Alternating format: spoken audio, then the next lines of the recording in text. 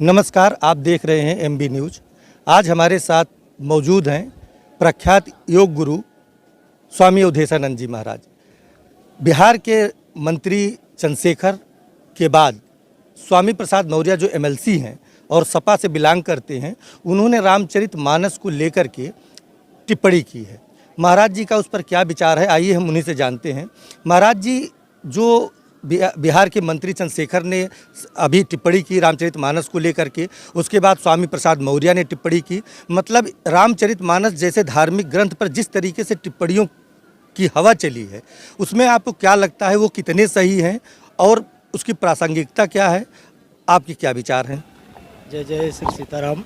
मित्रों, समीर जी, पहले तो आप यह जानिए कि हमारे धर्म ग्रंथों में रामचरितमानस एक ऐसा ग्रंथ है जो प्राइमरी के बच्चे से लेकर के पीएचडी तक के लोगों के लिए है। एक इकलौती किताब है कि अगर वो प्राइमरी का बच्चा उसको पढ़ता है तो वो राम की लीला में आनंदित होता है। लेकिन जैसे जैसे हम अपग्रेड करते हैं तो एक लीला से शुरू होती है ये ग्रंथ और दर्शन तक जाती है। अब हम किस परिप्रेक्ष्य में कौन कह रहा है, जिसे रामचरितमानस मानव जीवन के लिए साध्य है, लेकिन यह स्वामी प्रसाद मौर्य का कहना है कि ये बकवास है, ये एक खास धर्म, एक खास बिरादरी, खास वर्ग को प्रोत्साहित करने का, और तुलसीदास ने इसको स्वयं की मतलब स्वांता सुखाए के लिए। हाँ, ये सत्य कहा उन्होंने कि स्वांता सुखाए रघुनाथ गाथा उन्होंने लिखी। लेकिन क्या रामचरितमानस को जानकर बोल रहे हैं स्वामी प्रसाद मौर्य जी? रामचरितमानस को जानने के लिए अब उस लीला पे आइए, उस घटना पे आइए साई जी।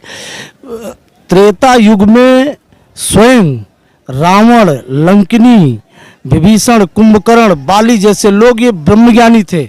स्वयं लंकिनी कह रही है, जब हनुमान जी ने उनको एक घूसा मारा था, कहा उन्होंने कि जब रावण ब्रह्म बरदीना, चलत बिरंच कहा मोचीना, विकल होश ते कप के मारे, तब जाने सु निश्चर संगारे। वो कह रही है कि जब रावण को ब्रह्मा जी वरदान दे रहे थे और कहा कि इस लेडी को पहचान लीजिए, यह औरत को जिस दिन किसी बंदर के द्वारा एक घूसा मारा जाएगा तो समझ लीजिए कि अब निश्चर का संहार निश्चित है। तो आज मेरा बहुत ही पुण्य है कि जो हम रामदूत का दर्शन किए हैं। वहीं स्थिति में रावण कह रहा है मंदोदरी से कि यदि वो पार ब्रह्म परमात्मा राम है तो मुझे मोक्ष मिलेगा उनके हाथों से, मेरे पास आए मोक्ष देने का, और यदि वो दशरथ नंदन राम है तो उन्हें उनकी ऐसी मौत दूंगा कि दोबारा जन्म लेने के लिए तरसेंगे। इवन उसकी बात छोड़िए, बाली कह रहा है तारा से कि यदि वो भगवान राम है तो मैं आज सनात हो जाऊंगा। बाली भी संशय में है, ब्रह्म ज्ञानी रावण भी संशय में है कि ये पारब्रह्म है कि ये कोई जीव है। तो क्या आपको क्या लगता है स्वामी प्रसाद मौर्य और चंद्रशेखर संशय में है? नहीं, संशय में नहीं, ये मूढ़ अज्ञानी हैं। इनको ज्ञान से ताड़ना पड़ेगा। ये बिना ज्ञान दे इनके जैसे कुत्ते के जैसे भूख रहे हैं ना, जैसे राह चलते हाथी को कुत्ते भूखते हैं। लेकिन कभी कभी हाथी को आपने जवाब देते देखा? लेकिन अगर हाथी जवाब देना शुरू कर दे कुत्ते को तो समझ लो वो हाथी नहीं रही।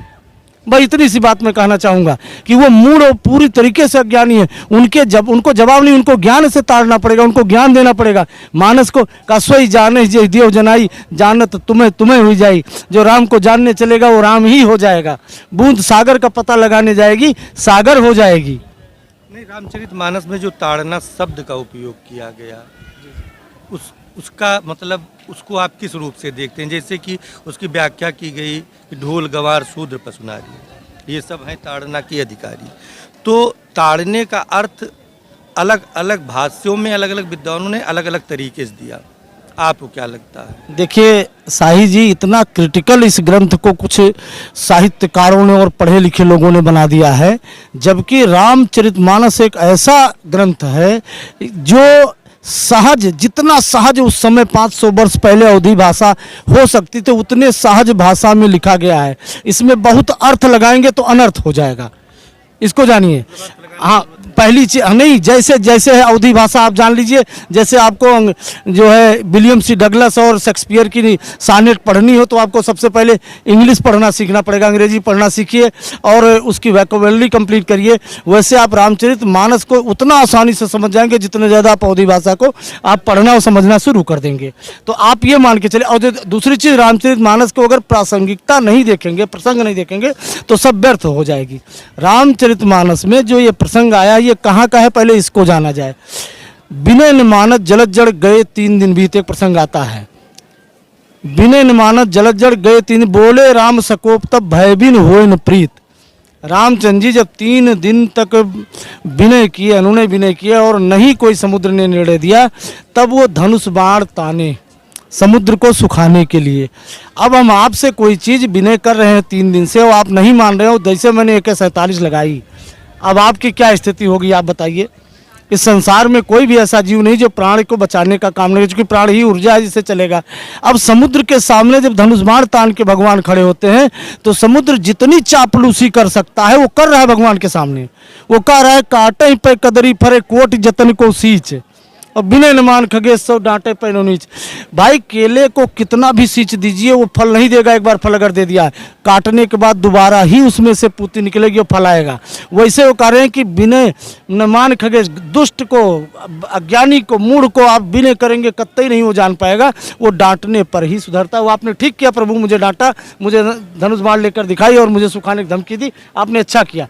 यह इसके बाद जो कथन है ये न तुलसीदास जी का है न राम जी का, वो समुद्र का कथन है। एक पार्ट प्ले हो रहा है। वो कह रहा है गगन समीर अनल जल धरनी, इनके नाथ सहज जड़ करनी।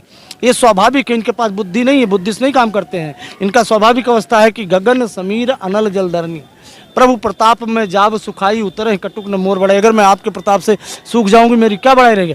उसी प्रसंग में वो कह रहा कि शूद्र गंवार ढोल पसनारी सकल ताड़ना। अच्छा ये बताइए, शूद्र जो आज जाति से लोग बने घूम रहे हैं वो शूद्र है कि शूद्र तो परिणामता शूद्र है ना। एक तो पराकाष्ठा जो राम जी करके सब मम प्रिय सब मम उपजाए, उसमें अंतिम संज्ञा शूद्र की दी है उन्होंने ना, दास जिसको कहा है।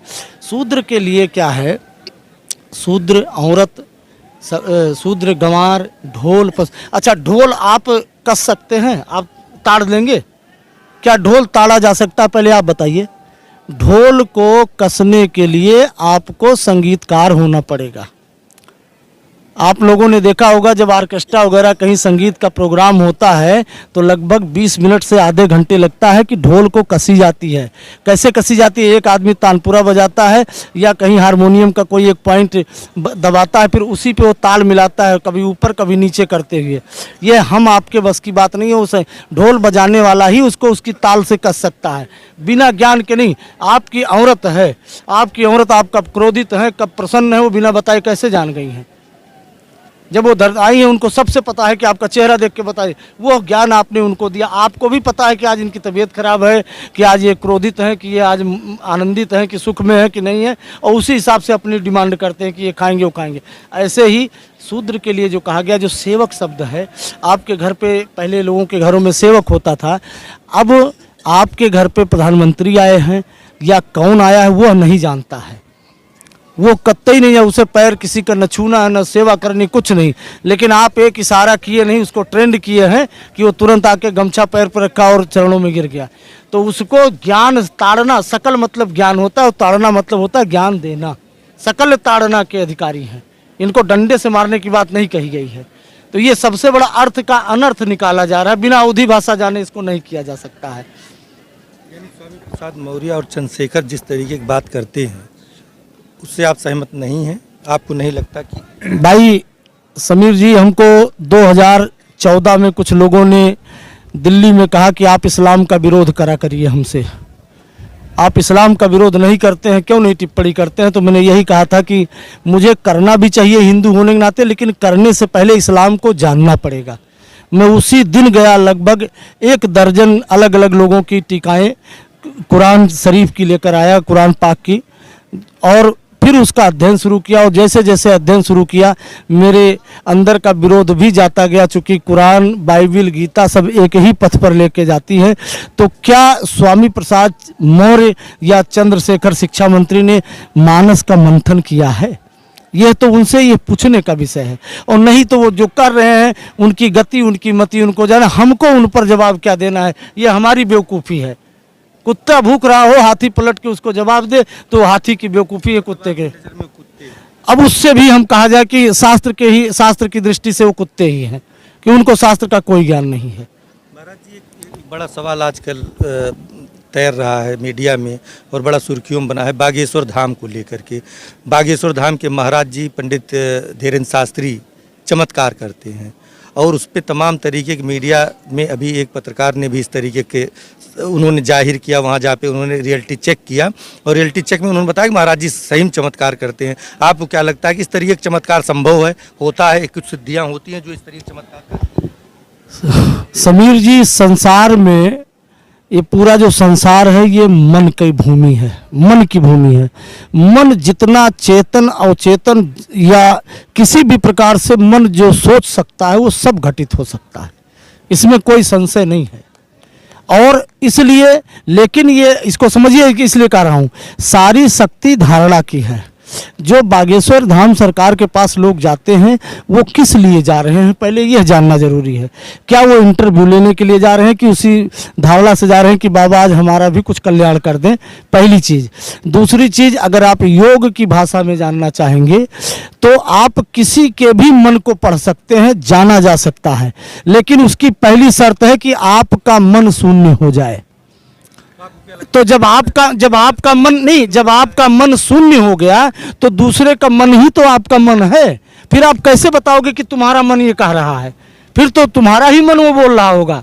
तो ये सब सिर्फ एक ढोंग है, इससे बेहतर कुछ नहीं है, ठीक है। और दूसरी चीज, हनुमान, जब मैं बार बार कहता हूँ समन्वय किए हुए मन का नाम हनुमान है। मन हनुमान कीन हनुमाना, जब तक भाव और बुद्धि का समन्वय नहीं होगा तब तक हनुमान की दशा में नहीं आएंगे। और हनुमान ऐसे ही घूम रहे हैं कि किसी के सवारी में आ जाएंगे। पंडोकर सरकार, मैं ऐसे किसी लोगों से सरकार धीरेन्द्र शास्त्री जैसे लोग चमत्कार करने का दावा करते हैं, वहीं उन्हीं के सापेक्ष सुहानी शाह माइंड रीडर और सुहानी शाह कहती हैं कि ये चमत्कार नहीं कला है। भाई, मैं बार बार कहता हूँ कि पहले आप शरीर, जब जीव विज्ञान की बात होती है, हम बात कर रहे हैं अभी जीव विज्ञान, हमारा जो साइंस है वो ब्लड तक पहुंचा है, डीएनए तक पहुंचा है। लेकिन जब आप जीव विज्ञान की बात करते हैं तो शरीर के सातों तलों की बात करते हैं। पहली शरीर जो भौतिक शरीर, भाव शरीर, मन शरीर, प्राण शरीर, आत्म शरीर, अद्वैत शरीर, मृत शरीर, इतनी शरीरों तक आना है। तो जो जितनी गहराई में गया है वो वहाँ से उस तल की बातें करेगा। लेकिन मैं ना कोई इत्तेफाक रखता हूँ पंडोकर सरकार या धीरेन्द्र शास्त्री, मुझे जहाँ तक मैं उनसे निवेदन करूँगा, पंडोकर सरकार और धीरेन्द्र शास्त्री से, कि परमात्मा पर इतना भरोसा करिए कि वो रोटी बेशर्त दे रहा है। रोटी के लिए ठगी छोड़ दें, सनातन धर्म को न गंदा करें। मैं इतना ही निवेदन करूंगा और कुछ नहीं करूंगा। उनका कहना है कि सनातन धर्म का प्रचार करें। सनातन धर्म किसी के प्रचार का मोहताज नहीं है। सनातन मतलब शाश्वत। आप उस धर्म पर चलिए, सनातन धर्म को कोई नष्ट नहीं कर सकता है। आप मानव जीवन के कल्याण के लिए धर्म बना है, धर्म के कल्याण के लिए नहीं बना है। मनुष्य को धर्म की रक्षा नहीं करना, धर्म उसकी रक्षा के लिए बना हुआ है। आप उस धर्म पर चलिए, आपकी रक्षा हो जाएगी। आप गौ रक्षा करेंगे कि गौ सेवा करेंगे? आप गौ सेवा करिए तो आपकी रक्षा हो जाएगी। गौ रक्षा नहीं है, गौ रक्षा तो अहंकार का द्योतक है। आप जब कहते हैं सनातन धर्म की रक्षा कर रहा हूँ, इसका मतलब आपका ईगो बोल रहा है, अहंकार बोल रहा है। सनातन धर्म पर आप चल करके अपनी रक्षा कर सकते हैं। अगर स्वयं रक्षा अपनी करनी है तो आप धर्म पर चलिए।